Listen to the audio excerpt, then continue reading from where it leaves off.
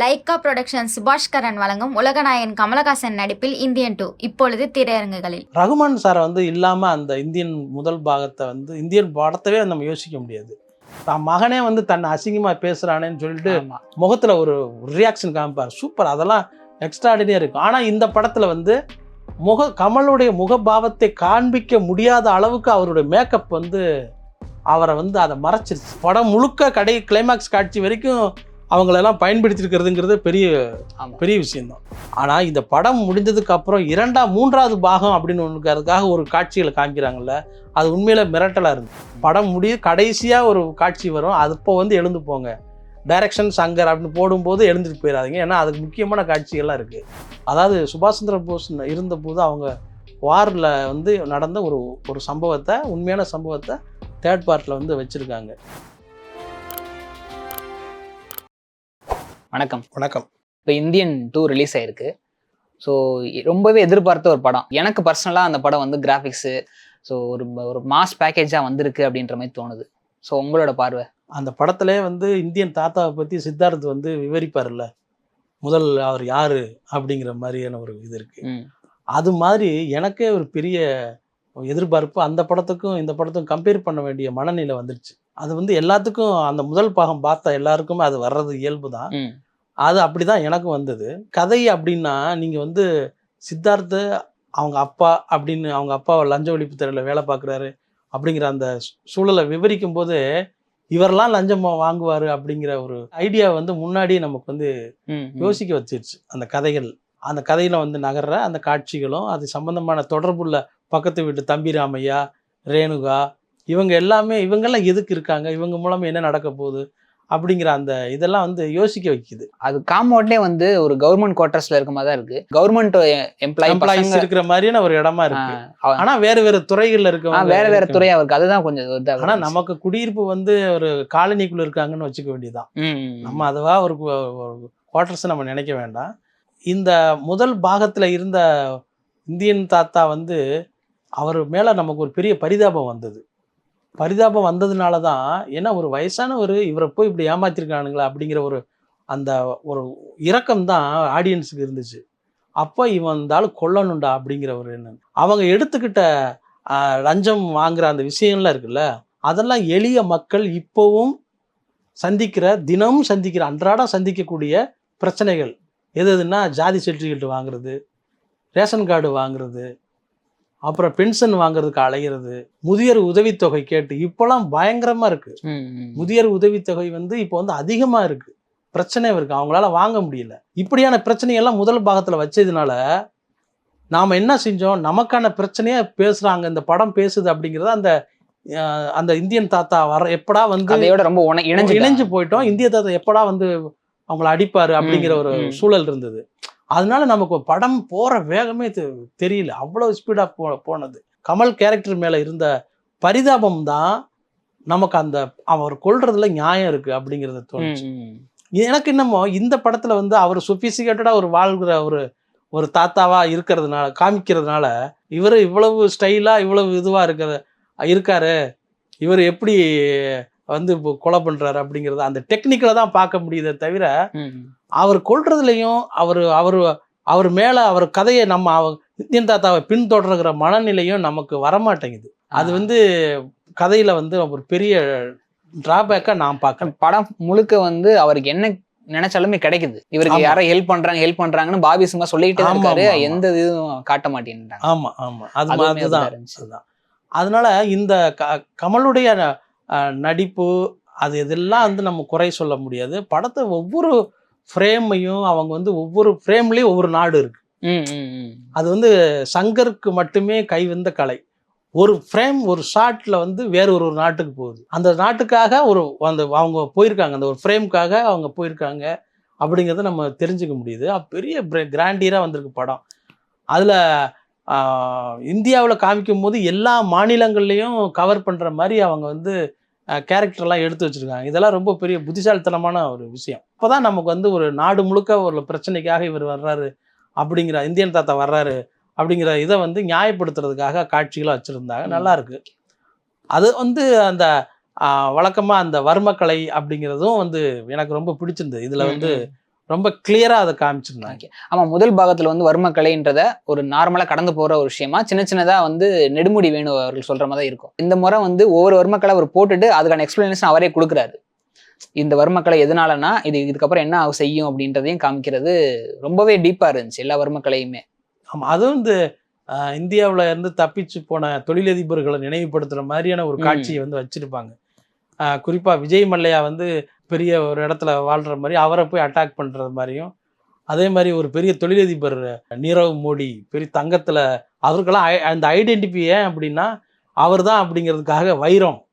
ஏன்னா அவர் வந்து வைரம் கடத்தி தான் அதை வந்து தான் அதை ஏமாத்திட்டு போனவர். அவருக்கெல்லாம் அந்த வைர மாலை வேணும் அப்படிங்கிறத அடையாளப்படுத்துறது குறியீடா வச்சது காரணம் நீரவ் மோடி வந்து அந்த போய் தங்கி இருக்கிறதா காமிச்சு அவரை கொல்ற காட்சி எல்லாம் வந்து இப்போ இருக்கிற யங்ஸ்டர்ஸ்க்கு வந்து பிடிக்கும். ரெண்டாவது குழந்தைங்களுக்கு வந்து அந்த அந்த காட்சி பிடிக்கும். வர்மக்கலை செய்த உடனே அவங்க எப்படி மாறுவாங்க அப்படின்னு சொல்ற இது இடம் இருக்குல்ல, குதிரையா மாறுவாங்க, பட்டாம்பூச்சியா மாறுவாங்க அப்படிங்கிற விஷயம் இருக்குல்ல, அதெல்லாம் வந்து ரொம்ப புதுசா இருந்தது.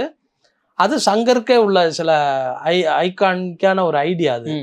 அது வந்து வெளியில இருக்க, அதாவது பிசி சென்டர்னு சொல்லுவாங்கல்ல, மதுரை இந்த மாதிரி கிராமத்து பக்கம் இருக்கிற ரசிகர்களுக்கு வந்து ரொம்ப பிடிக்கும் அந்த இடம்லாம், அந்த காட்சி. கமலோட இன்ட்ரோ இருக்குல்ல சார், 2வது பாகத்துல வந்து அவர் எப்படி ஒரு இன்ட்ரோ இந்தியன் தாத்தாவை மறுபடியும் காட்ட போறாங்கன்னா ஒரு பயங்கரமான ஒரு மாஸா இருக்கும். ஆனா இந்த இடத்துல வந்து கொஞ்சம் கம்மியா இருக்க மாதிரியே தோணுச்சு. ஒரு எக்ஸ்பெக்டேஷன் ஆடியன்ஸை வந்து கொஞ்சம் கம்மியா இருந்துச்சு. ஏன்னா பழைய பிஜிஎம் போட்டு காட்டுறப்ப ஒரு பயங்கரமான ஒரு ஹைப் கிடைக்குன்னு பார்த்தாங்க. ஆனா அது இல்லையோ அப்படின்னு ஒரு ஃபீல் இருக்கு எனக்கு. அதுதான் உண்மை. அது என்னன்னா, இந்த இந்தியன் சொன்னோன்னே அந்த படம் வந்து ரகுமான் சாரை வந்து இல்லாமல் அந்த இந்தியன் முதல் பாகத்தை வந்து இந்தியன் படத்தவே நம்ம யோசிக்க முடியாது. ரகுமான் சார் வந்து அவருடைய பிஜிஎம் மியூசிக் வந்து அந்த படத்துக்கு பெரிய பலமாக இருந்தது. பாடலும் அப்படிதான். பாடலும் வந்து ஒவ்வொரு பாட்டும் இந்த டியூன் வந்து இப்போவும் அதை வந்து இப்போ கேட்குற பாட்டு தான் அது.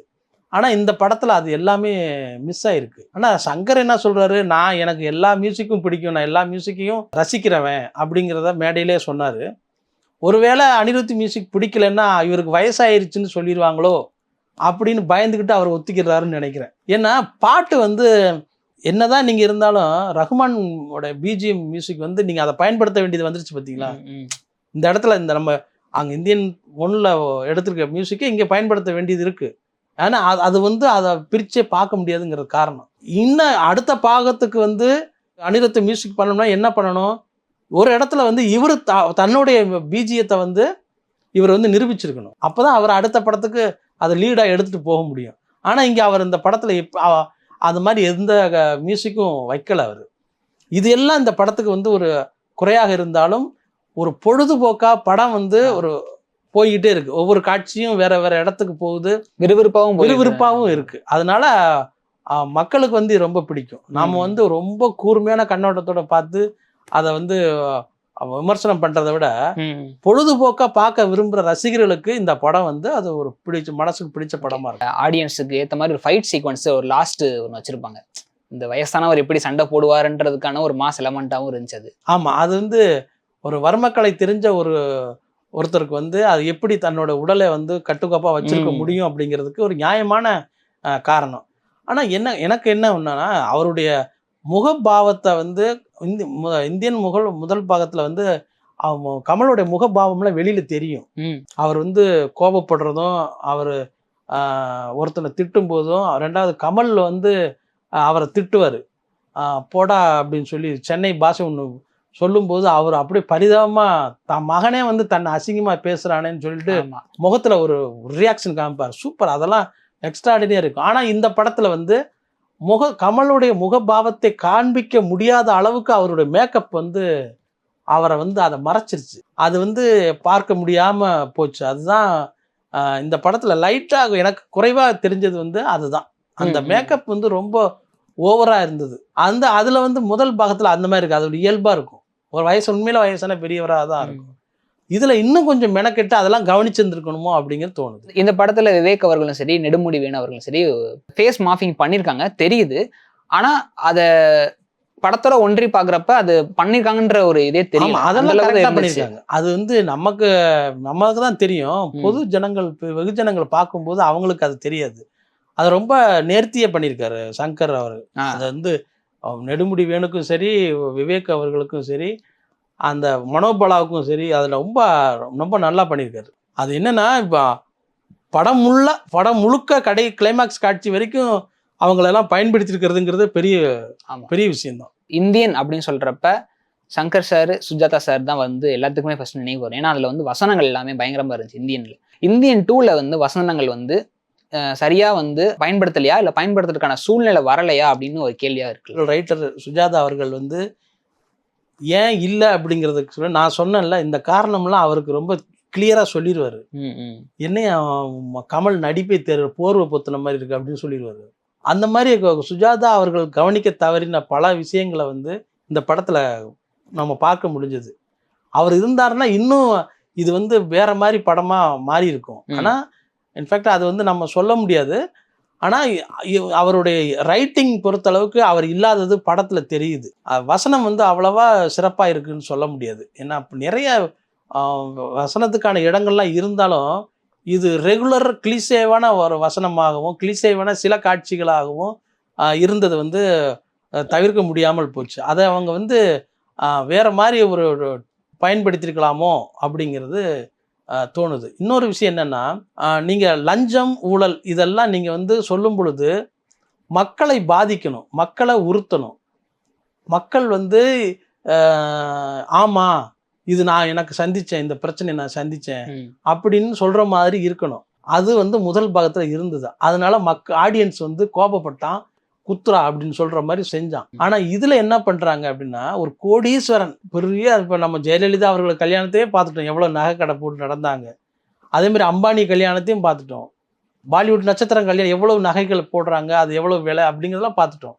இதுலேயும் அப்படி தான் காண்பிக்கிறாங்க. நேரடியாக அன்றைக்கு நடந்த இந்தியன் படம் வரும்போது நடந்துகிட்டு இருந்த அரசியல் சம்பவங்கள், லஞ்ச ஊழல், லாவண்யம் இதெல்லாம் அன்றைக்கு விட இன்றைக்கு அதிகமாக இருக்குது. அதுவும் அன்றாட மக்களுடைய வாழ்க்கையில் மிகப்பெரிய துயரத்துக்கு போகிற அளவுக்கு நம்ம லஞ்ச ஊழல்கள்லாம் இருக்குது. அது எதையுமே இந்த படத்தில் அவங்க வைக்கல. படத்தில் வைக்காமல் போனதுனால இந்த காட்சிகள் வந்து ஒரு ஒரு பழிவாங்குற ஹீரோவாகத்தான், ஹீரோ எப்படி பழி வாங்குவாருன்னு மட்டும்தான் நம்ம பார்க்க முடியுதே தவிர அந்த லஞ்சத்தால எப்படி பாதிக்கப்பட்டிருக்காங்க அப்படிங்கிற விஷயத்திற்குள்ள நம்ம போகவே முடியல. ஏன்னா அடிப்படை வந்து அதிகமாக லஞ்சம் ஊழலாம் நடந்துருச்சு. நீ ஒரே ஒரு இது வந்து அந்த பொண்ணை போலி மார்க் ஷீட் வாங்கிட்டு வந்தா அப்படின்னு சொல்லிக்கிற விஷயம் இருக்குல்ல, அது மட்டும்தான் அதில் இருக்க தவிர மற்றபடி நிறைய ஒரு மீனை அதிகமாக விலை விற்கிறதுக்காக அந்த மீனுக்குள்ள கோலி குண்டை போட்டு எடை அதிகமாக வைக்கிற இது வந்து ரொம்ப காமெடியான ஒரு காட்சி. அது என்னன்னா, ஒரு எளிய மீன் விற்கிறவங்க வந்து என்ன பண்ணுவாங்க, பால்மொழியின் தடவி அதை வந்து கெட்டுப்போன மீனை விற்பாங்க, அவ்வளோதான். இவ்வளவு தூரத்துக்கு குண்டெல்லாம் போட்டுலாம் எங்கேயும் விற்க மாட்டாங்க. ஆனால் அதை விட எலக்ட்ரல் பாண்டுங்கிற தேர்தல் பத்திரப்பதிவு ஊழல் நாடே பயங்கரமா அதிரடிக்கிற மாதிரி ஒரு ஊழல் நடந்திருக்கு.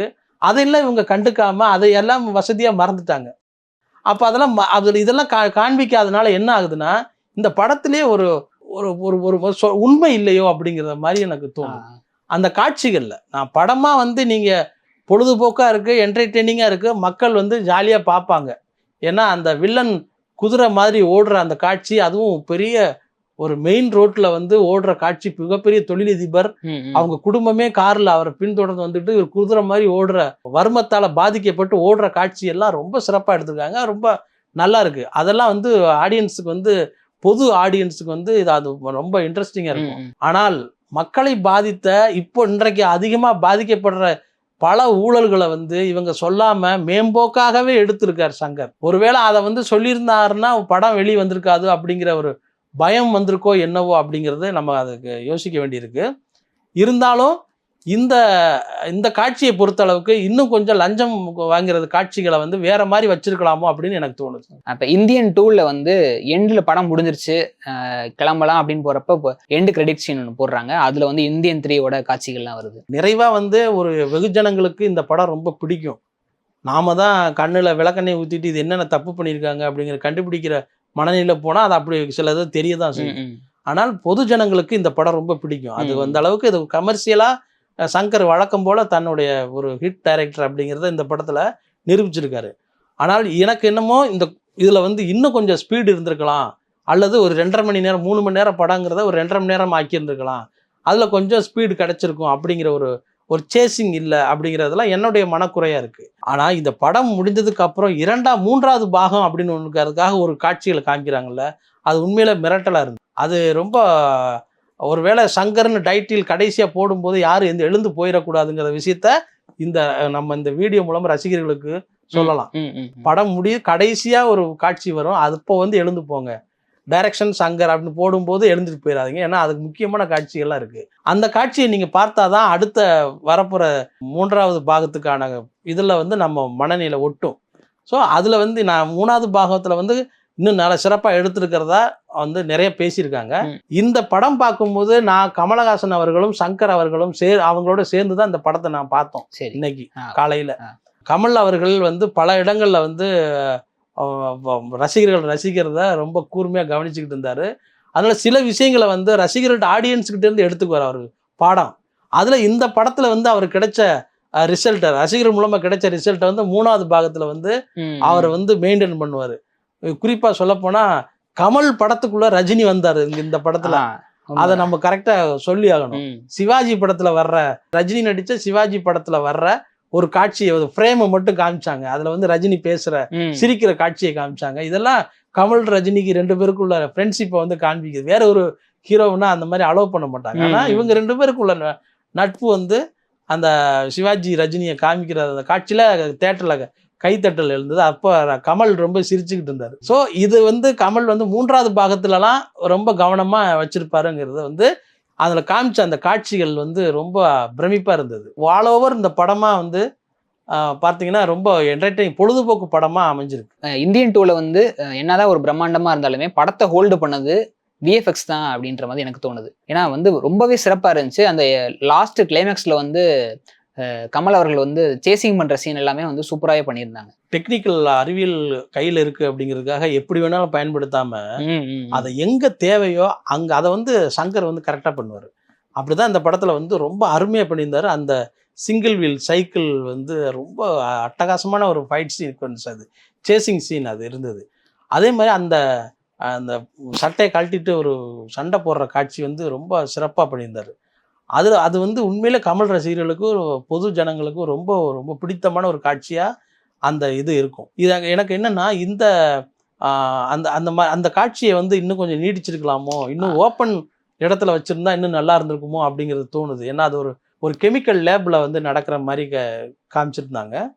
இன்னும் ஓப்பன் ஸ்டேஜில் அது என்ன அவர் ஆல்ரெடி சைனா தாய்லாந்தில் அந்த குங்ஃபு மாஸ்டராக தான் வர்மக்கலையை சொல்லி கொடுக்குற ஒரு ஆசானாக தான் காமிறாரு. அவருக்கு இன்னும் ஸ்பேஸ் கிடைக்கும், இன்னும் இந்த ஃபைட் சீக்வன்ஸ் இன்னும் ரசிக்கிற மாதிரி இருந்திருக்கும் அப்படிங்கிறத நம்ம தெரிஞ்சுக்க வேண்டியது. இந்தியன் 3ல இருக்கக்கூடிய சின்ன சின்ன கிளிம்ஸ் லாஸ்ட்ல போட்டாங்க.